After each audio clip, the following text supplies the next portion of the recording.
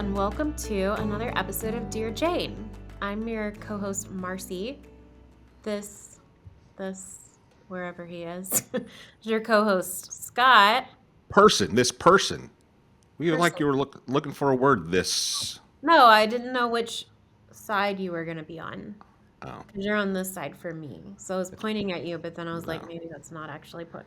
I'm going to no. not point anymore. Scott, Hmm. how's your day been? It's been great. Glad to be here. Excited about today's conversation. You know what? We'd love to talk to people who are pro. I mean, we'll talk to people who aren't pro-life if they come on, and a lot of times they don't want to. But I love talking to people who are pro-life who come at it from different angles. Mm-hmm. I mean, I think everybody hopefully knows that you and I are people of faith, that sort of thing. But we've had, agnostics and atheists and people from the right and the left. Today is one of those people that's coming at it from a different angle. But I think she's going to give us some things to think about. Yeah, very creative. I love the approach. I love how focused they are on the reasons women consider abortion and how do we address those very specific reasons? How do we build communities that women can be a part of to access the support that they need? Um, Before we jump into today's conversation, though, Scott and I wanted to highlight a cool pro life group business that you may or may not be aware of. And we wanted to just put it out there because they have a phenomenal product that maybe you would like to use to replace a daily necessity that maybe you purchased from a company that has anti life Hmm. values. And the thing that I'm referring to is something that most of us need on a daily basis our coffee. Scott, Yeah, tell us I about, think yeah. it, we're passionately pro-life without question. Right behind that probably is we are pro-coffee. Yeah, I need coffee. There's a really awesome pro-life coffee company called 7 Weeks Coffee. I'm a current subscriber. You've had their coffee Yep. before. Hmm. Tell us a little bit about 7 Weeks, what makes them different from some of the other places where you could get your coffee. All right. Well, let's start with the most important thing. Their coffee is good. It really is good, and they're not paying us to say this. We like I like their coffee. Mhm. I'm more of a medium to light roast person myself, but I was just now going to their website, and I bought the I don't know. Do you get the ground the ground coffee? I do the whole beans. Oh, you do whole beans. I do Okay. whole beans because then I grind it either. Sometimes I make like a French press. Sometimes I do espresso, and you got to grind it to different. Yeah, it's very specific, Scott. La So di da. Well, I got the ground coffee, and it was really, really good. But now I see they have coffee pods that you can put in your coffee pod maker. That excites me quite a bit. Are you a coffee pod person? I'm No, not, probably not. but No, well, because highbrow. I make my espresso or make my French press. But they have a coffee subscription, so you can sign up like if you think like oh every 4 weeks or every 3 weeks, however long you can make your bag last. I'm it's just me, so I'm like every 4 weeks usually. But then I also will add in a decaf bag every now and then. You could kind of change up your subscription however you want. But they are really cool. So they're called 7 Weeks Coffee. And I promise we're going to actually get to our guest today. But I just love talking about this company because it's at 7 weeks of pregnancy, the baby is the size of a coffee bean. So that is really cool. But also, they donate a portion of their proceeds from the sale of their coffee to pregnancy centers. So, talk Correct. about like we're going to talk about in today's episode about supporting women and the types of resources and community that they need. And that's exactly what pregnancy centers do is offer that for women. So, I love their mission. Their coffee is really good. It's Hmm. not like cheap coffee. And for people who care about this, it's like um it's like really high quality, high well If you're a sourced. coffee snob like Marcy, then you're Yeah, gonna like it just fine. you'll love it. It's great. 7 weeks coffee. They give their money to pregnancy centers, pro life, support a pro life organization. They're super cool. So today's guest, straight out of the headlines, right? Yep. That's how fresh we are here, Dear Yeah, Jane. just right on top of it. So we talk about what's going on at the border. There's a lot of news about what's being done with immigration, illegal immigrants, things like that. Destiny Herndon-De La Rosa with New Wave Feminists joins us here today to talk about what's going on down at the border here on Dear Jane. Destiny, thanks for joining us here today on Dear Jane. Let's start with something that's very much in the news, and that's what's going on with deportation of illegal migrants, things like that. Why should pro lifers be monitoring that situation? I think a lot of pro-lifers are very consistent in their views, right? The reason that we're protecting the unborn child in the womb and fighting for them is because they are so vulnerable and so powerless. And in many ways, I fear that we have started to view migrants as this nameless, faceless monolith, right? And we're told it's criminals and it's these bad actors. And I mean, that's certainly the case with any society. That's going to be a part of it. But to a large degree, there's also so many mothers, just like many of us, so many vulnerable children, so many people who truly are escaping for their lives right now. And there is just not really an accessible pathway to citizenship if you do not have particular means. And so, um, my organization runs a shelter at the border where, we up until this point, we're not really sure what's going to be happening with asylum cases, but the idea was we do want people to come across documented because we don't want them to be invisible and be exploited. And so they would stay with us for 6 to 9 months sometimes until they could get that asylum appointment and come across legally.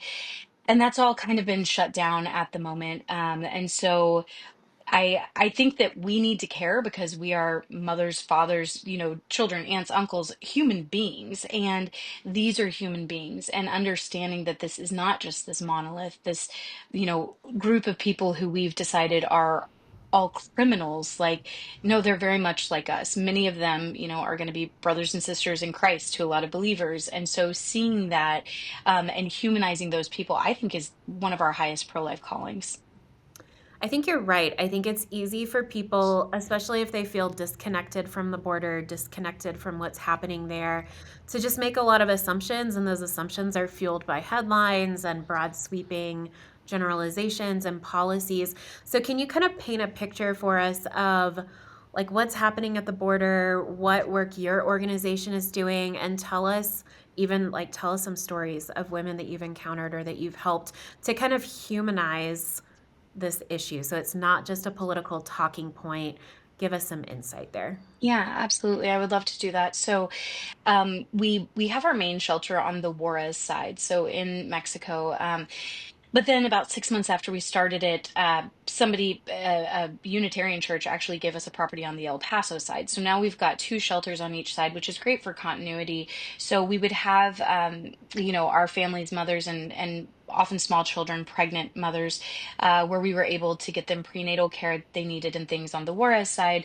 And then, some of them delivered over there. Others, their asylum cases were able to be um, processed, and so they made it to the US side and um staying in our emergency shelter there. And the stories that we are hearing, there was one 60 Minutes actually came down and did an interview on it, but we had a mother whose child had a bullet fragment in his head. And so in her home country, it was obviously incredibly dangerous. She had to get out of there, but there also wasn't the adequate medical care that she needed there to take care of this. And so he was having vision impairment and headaches. And it was very much a timely matter where, yes, she wants to go through the process. She wants to do this legally, absolutely. But there was also this fear that, like, at any point, this could be killing her child. And I feel like so many of the moms that we see, we've had other cases where, they have lost infants to starvation in these countries where it's just complete destitution. And so, now they are trying anything they can to save the lives of their children. And I think a lot of people say, well, it's so dangerous for you to come up here. Why would you put your children through that? Because we have to understand where they are coming from is even more dangerous. The fact that it seems ideal to pass through the Darien Gap with small children when you have, I mean, the terrain is so dangerous. You literally hear stories about children being snatched up by wild animals, like in these jungles, and people drowning. Like it is a completely traumatic experience that they know that they are going to go through, but the trauma where they are at is even worse. And so like I said, we receive people oftentimes in the Juarez side, and right now, because of these mass deportations that are happening, one of the things that we're noticing in the headlines is, it's we expelled 60 criminals today or 80 criminals today, and the word criminals, when these people, yes, they came here undocumented, they are a criminal in the same way that we've committed the crime of speeding before, and it's very frustrating. Like there are other people in office who are making these claims who also have mugshots and things. Like none of us are perfect, but if you look at what their crime is,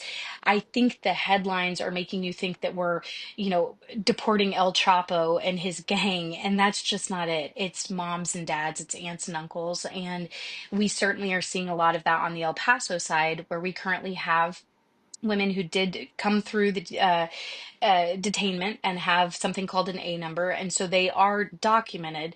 But because we're in this weird limbo where we're not sure what this administration is going to do, they're absolutely terrified. So they are here in El Paso, Texas, at our shelter. The other night, they were supposed to go to, so Karina, my partner, she's the one who runs the shelters there, and they were going to go to mass. And the women got all ready and they were going to walk across the street to this Catholic church where they have mass. And literally, as soon as they started to step out of our back gate, they saw ice rolling up and down our back alley, and they immediately ran inside and called Karina and said, like, we can't do it, like we don't feel safe, because it's kind of a, act now, ask questions later type thing. And so if they end up getting deported, which we are right at the border wall, you can see it from our front door, it's a couple hundred yards away. They could easily be picked up and just dumped off on the Mexico side. And even though they had that A number, now it would be impossible for them to come back over. And so in so many ways, I'm seeing these comparisons to Anne Frank type stuff, but like this is the first time I've ever felt this in society, where we are literally telling them, like, hunker down and don't draw attention and stay safe and stay where you are, just because we don't know exactly how broad these sweeps are. But in El Paso in particular, Karina lives close to the border wall herself, born and raised in America. She's an American citizen, but they were doing raids on her neighborhood with helicopters flying above her. We've got our governor has a group called Lone Star. It's a Lone Star initiative. It's like a militia, basically, that they've been down there for months profiling people, and it's not a reality any of us have ever experienced. It feels very, very dystopian, and so as pro-life feminists, and we have such a heart for our mothers, and then just seeing, you know, the one piece of familiarity they have being so far away from their home countries is church, and being able to go to church and be in community. And, I personally am agnostic, so I don't necessarily understand the full capacity, but I know when they explain how powerful the Eucharist is, and being able to be there and pray the rosary and that hug from their mother, those type of things, and the fact that they cannot access that right now because they're having to literally hide out for the safety and the safety of their children. It's unimaginable. So it's a life issue, and this isn't just helping me understand. So it's a life issue because it's a respecting all life kind of issue. That's how it becomes something that pro-life feminist cares about so deeply. It's sort of a dignity of life kind of thing.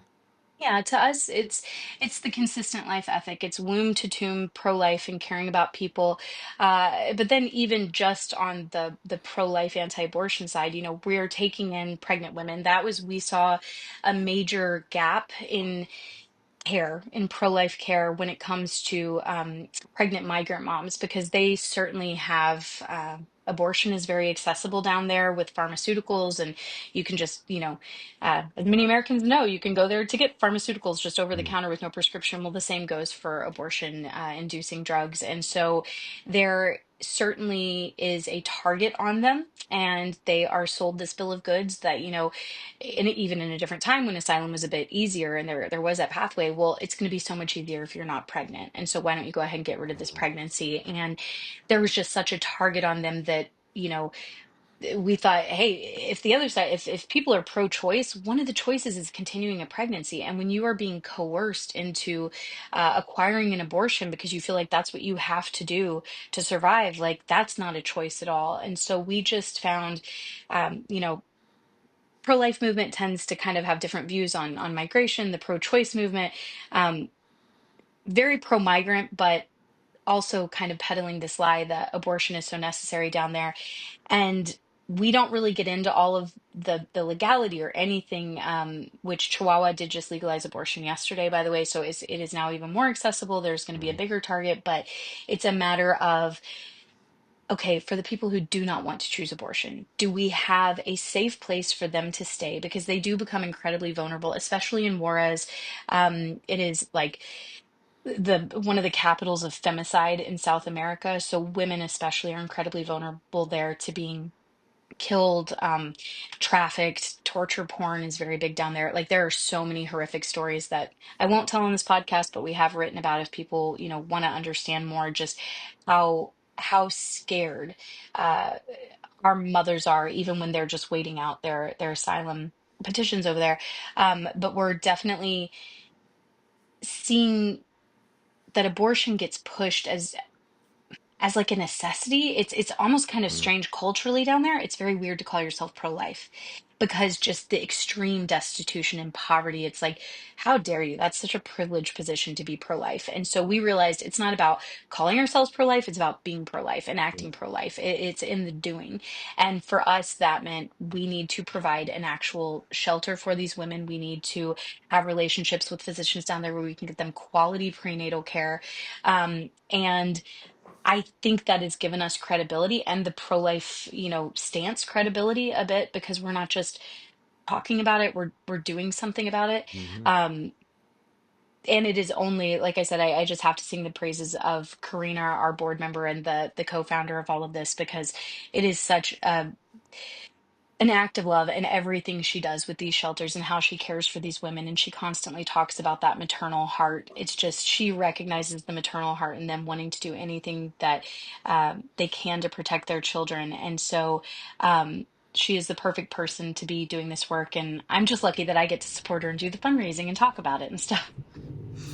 Yeah, how did you get connected to her? How did y'all start your work down at the border? Because that's not, I've been following New Wave Feminists for a while, and that's not how you guys started, if I understand correctly. So, how did y'all get involved at the border and talk to us about that partnership? Yeah, it was definitely, we were doing summer campaigns because we had kind of seen this gap in care. And so we were doing summer campaigns on the US side with migrants, but that was sort of it. And then during COVID, you know, the world shut down and a lot of what I was doing was speaking at colleges. And so that kind of came to a halt. And I remember it was just to me, you know, personally I'm agnostic, so but I it's just so hard to deny that there was some force in the universe that like made it was the perfect timing for this. It was the perfect everything. And I remember Karina reaching out to me and she said Planned Parenthood wants access to my shelter. She was working at a shelter in part of a diocese at the time, and she said, you know, there is a certain amount of money that they want to give us to be able to come in and talk to our women. And she's like, as a pro-life feminist, I can't do that.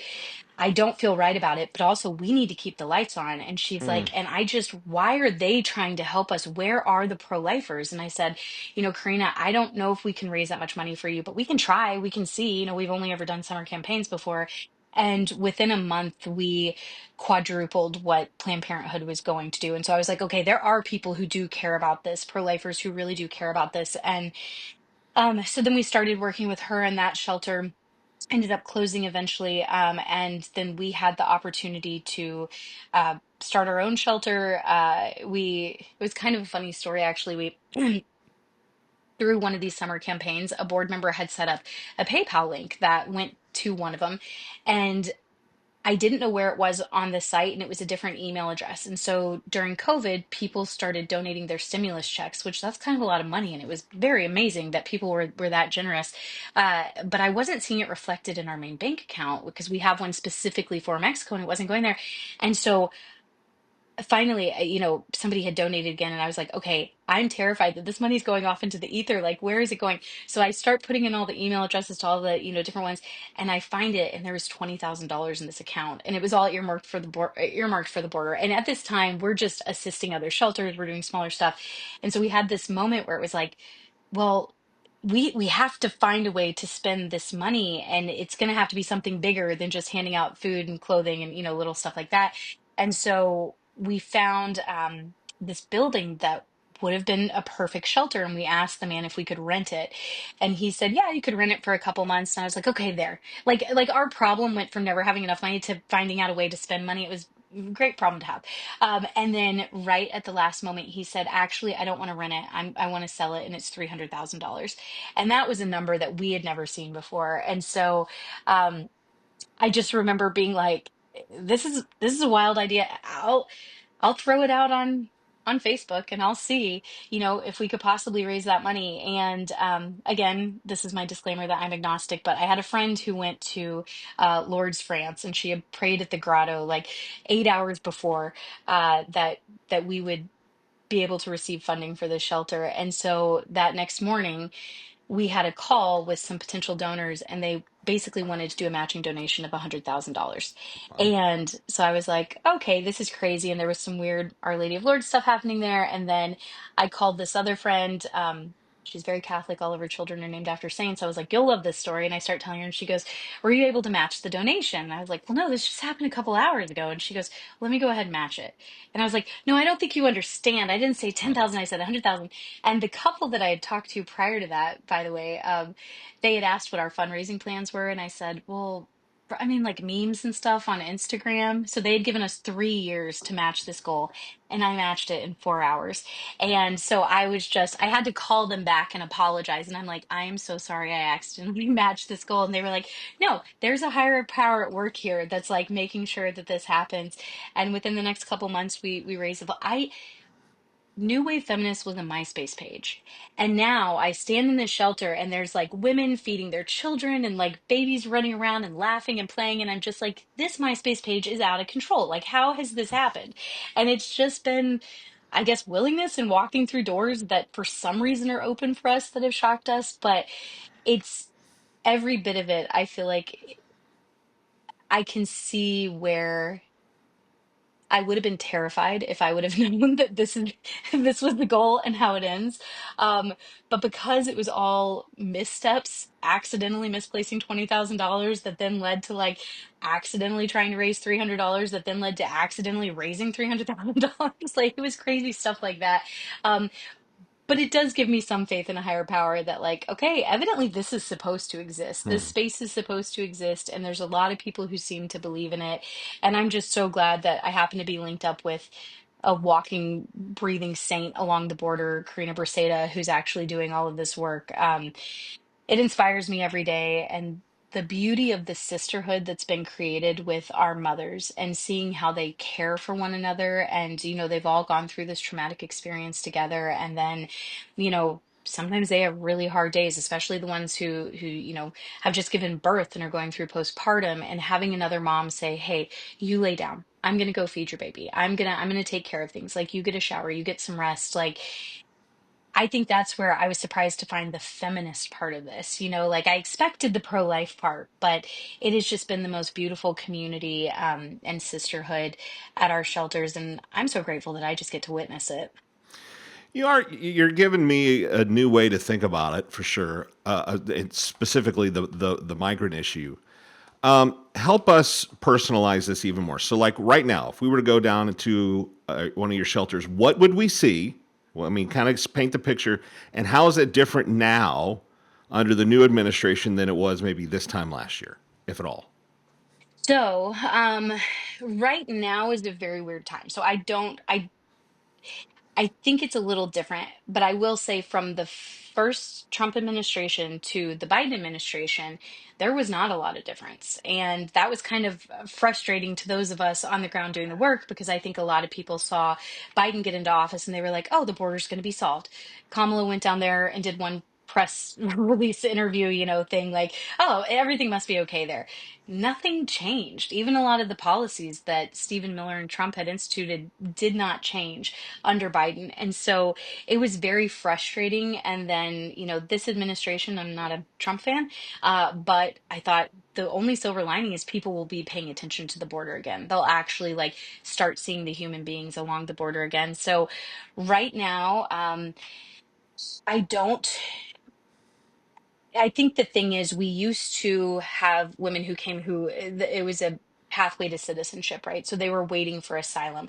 It appears that those avenues have been closed down. Trump, within an hour of taking office, shut down the CBP One app, which was the app that people use to apply for their asylum cases and their court hearings.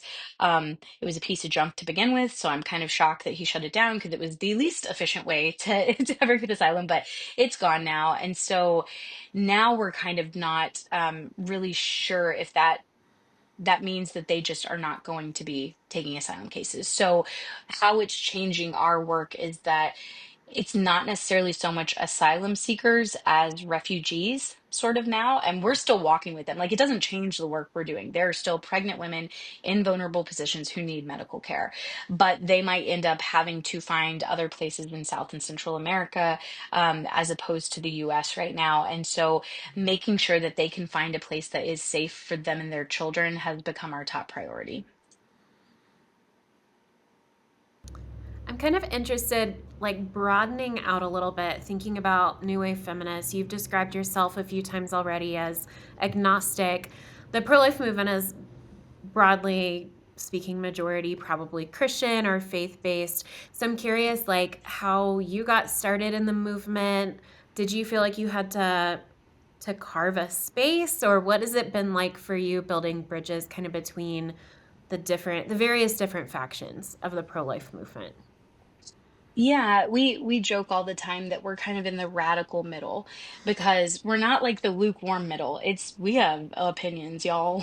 It's very radical, but it's still very centrist in a lot of ways. Like, we personally don't focus on the legality of abortion, which I know that tends to be what a lot of pro-life groups do, but um for us, so much of it was based on my own personal experience with a teen pregnancy. And then my mother also became pregnant with me at 19 while she was at the University of Texas. And so the whole reason I exist, the whole reason my son exists to this day, he just turned 24 and he's awesome, is because of the fact that we had our basic needs met and we weren't kicked out on the streets.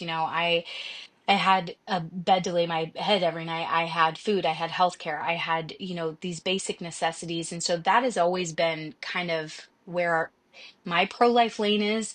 I just want people to at least have what I have. And the odds of them making a choice for life when they feel supported, when they have community, when they have people, like, they go up. And so um, I think that when, we became more vocal about that about 10 years ago, that we're not necessarily focused on the legality.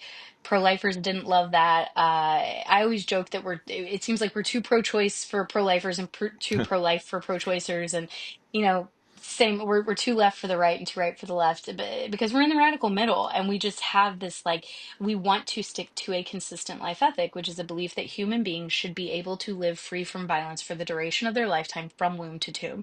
And so we are anti-death penalty, we're anti-war, we talk about things like racial justice. We obviously are pro-migrant, and then we extend it into the womb when human beings are at their weakest and most vulnerable by also caring for the unborn child. And that's not popular really within, obviously, the feminist movement. It's not popular within the pro-life movement, but we have found that it is kind of popular within, the 60% of Americans who are kind of in this gray area. And they will fully acknowledge, like, abortion is not something that anybody ever wants to have. It is always the symptom of a breakdown. And so they know how destructive and harmful it is. These aren't the extremes where it's like shouting your abortion or anything like that. Uh, but they also don't necessarily feel like focusing on the legality is going to be the most efficient way to get people to continue their pregnancies. And so we work alongside a lot of them. And Karina is very Catholic, which, by the way, that's why I think so much weird Catholic Mary stuff happens with us, because she's like, she makes it happen. But and so it's been interesting for me as an agnostic, like, to I'm very comfortable with Catholics. I used to joke that the only day I didn't spend time with them was Sundays because otherwise I'm surrounded by Catholics in the pro-life movement and Christians, Protestants. And I was raised Protestant, so my grandfather was a minister. I definitely have a lot of that knowledge in me. So I'm very comfortable with it.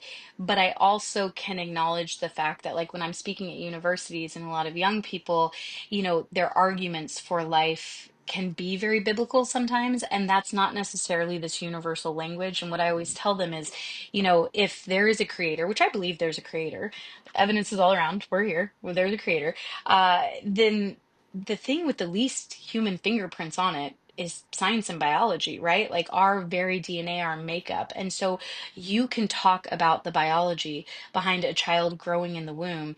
And that is going to speak to a creator that there is something bigger and beyond. It doesn't necessarily have to be a neat, tidy Bible verse, because if somebody doesn't subscribe to even your flavor of Christianity, or religion, then that's kind of going to set up that wall and not allow you to just speak truth. And there's some big T truths in there, in a lot of people's different faiths. Uh, but so much of that also can just be seen in the actual creation by a creator. And so I think that um, that's where we've kind of had our message be a little bit different within the pro-life movement.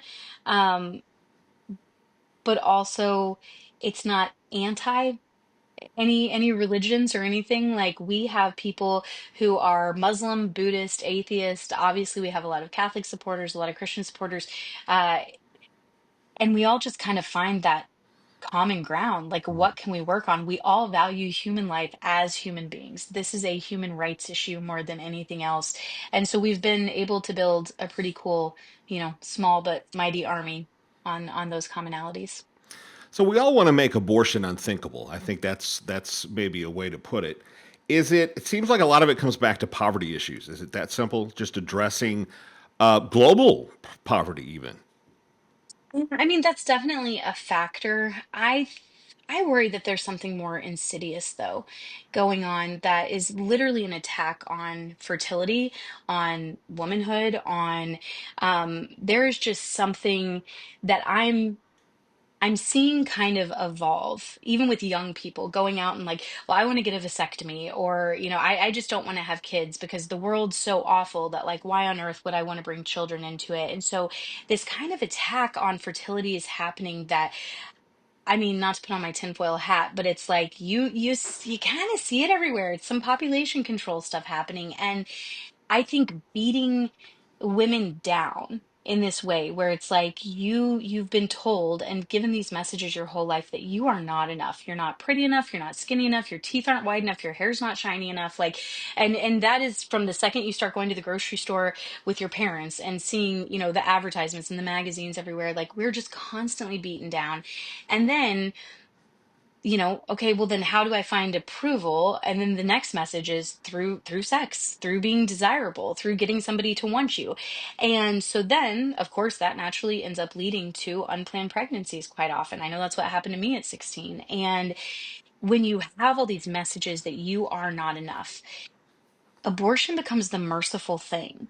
Like, I wouldn't want to put a child through this. They deserve something better than me as a mother. And we become so vulnerable to having that lie sold to us. And I think that's what I'm seeing happen with this generation of young women, where it's like they don't trust themselves to be mothers. They don't trust the world right now. And young men. I'm seeing that quite a bit with, the 25-year-old guys right now who are just like, no, the world's terrible. It's actually unethical for us to bring children into the world. And in this economy, how could we? Like, there's so many just attacks on fertility that I think are happening. Yeah. So anyway, sorry, that's my conspiracy on that, but I think No, I think there's something there. I think there is something there. Yeah, I think that there are many many problems to solve to get to the point to where, this is what we love to do here on Dear Jane. We love to have pro life people who come at it from different angles, and I think that's how the pro life movement is going to move the needle. Is that if what do they used to call it, the big tent in the political world? We've Mhm. got to focus on where we have alignment, where we have agreement. Because I think we agree on a lot more than we don't. And so, I mean, have you found? I mean, you've been at this for a while now. Do you still get some pushback within the pro life movement? Yeah. Of course. But I mean, that's the good thing I feel like about feminism. Like if you're not ticking somebody off, you're probably not doing it right. So it's part of the game. I mean, I think definitely our way of going about things, everybody thinks that they're doing it the right way. Right. And I would argue that everybody's doing it the way they're called to do it. And this is not homogenous. We are not all called to do it the same way. So cool, you take on That's this right. issue. Like, let me take on this issue because it is so many other things. Is poverty a huge like proponent of why people choose abortion? Absolutely. It is the four practical things we found is it's housing, healthcare, transportation, and childcare. So those are the four actual practical things that like if we, really make sure those basic necessities are provided through, charities, community, however you want to do it, it is going to lower the abortion rate. But beyond that, I think that there is also this deep lack of community. And I don't even think it's, abortion vulnerable women. I think any mother or, single father in this country can tell you how isolating it is and how, when my kids were little, I was a hermit. Like and I felt like I had to figure everything out on my own and I really wasn't sure what to do. And, thankfully I did have family that I could reach out to. I had, a mother and a grandmother and aunts and people, okay, like how do I deal with this? This is crazy. It takes a village. Like there's a reason that that saying is so true and we keep it in our, cultural zeitgeist and then yet we don't follow it because here in America there's so much just it's so individualistic that you have to figure it out and you're on your own. And I think so many parents struggle with that quite a bit. And I also think that that's why it's been so cool to watch our moms at our shelters and the way that they come around each other in community. And I remember hearing this political commentator say, we don't want people coming here and bringing their cultures. This is America. Like, we want our cultures. First of all, as an Irish American, like, we've got a million different cultures, but whatever. But I just kept thinking, like, that's so crazy because I would love more of that culture, quite honestly, of, generational living and families that support each other. And you don't see as high of an abortion rate in a lot of, those type of Hispanic communities because you do have family support. And so, why don't we embrace these cultural things? Like, I think that there's a lot that America could benefit from kind of learning to have those internal support systems in our community. So many of the pregnant women who call me don't have that. Anyway, I Yeah. think that's how we lower the abortion rate. So well, let's wrap up here. So the website is newwavefeminists.com. And I notice you've got, where could people find some more pictures and videos and just a better insight to what's going on at the shelters there on the border? We definitely on our Facebook and Instagram are trying to share stories. We've been very busy and slammed, so I'm not writing as many stories as I should, but we are trying to get that information out. And then Karina and I, once a week, are trying to do also just an Instagram live where we're giving people updates on like what we are seeing because it is kind of changing from week to week. Okay. Very good. Newwavefeminists.com. Check them out if you want to learn more. Destiny, thank you very much for joining us today here on Dear Jane. Thank you for having me. Thanks again for listening to Dear Jane. You can follow along every day on social media. We're on Facebook, Instagram, and X. And make sure you also are subscribed so you never miss an episode on Spotify, Apple Podcasts, as well as YouTube. Ring that bell so you're notified and you never miss an episode.